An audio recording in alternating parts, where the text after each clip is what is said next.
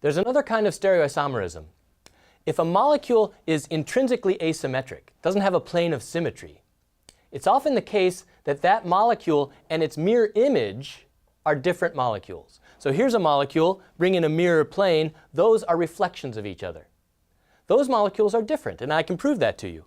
Here I have two models where if I placed a mirror plane right here, these molecules represent mirror images. That is, there's a direct reflection here to here, here to here, here to here, here to here. So these molecules, mirror images, are they the same?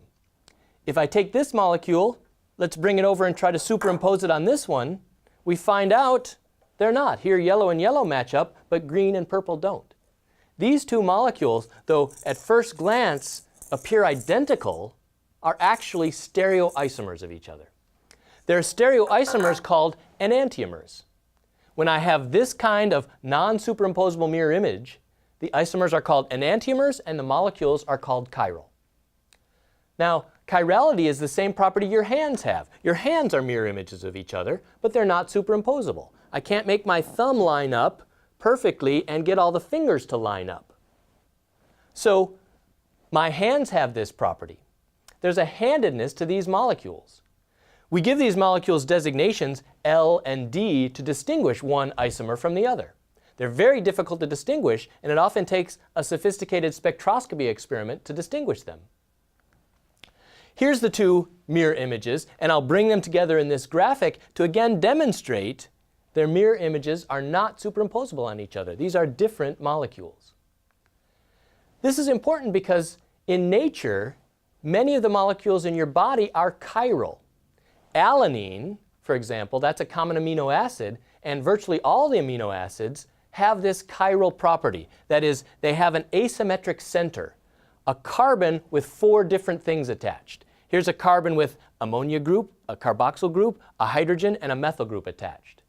And here's its mirror image. They're different molecules in a very subtle way. They have just a handedness.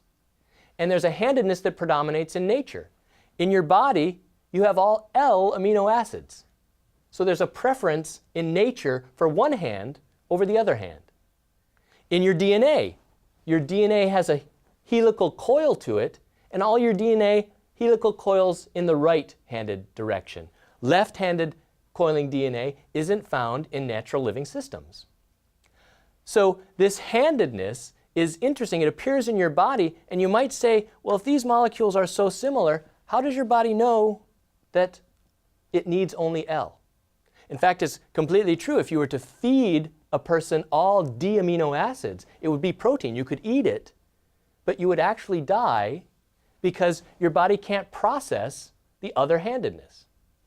And here's a little simple example why. If your hand is right and you go to shake a hand, you can detect whether you're shaking a right hand. A right hand fits into your right hand.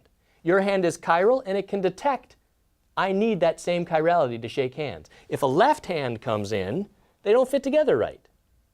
So there's a handedness that predominates and it can be detected in nature.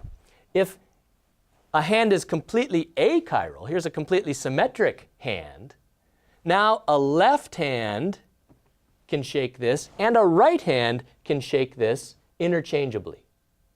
So this achiral system doesn't have that property of I need to have one isomer to have that particular fit.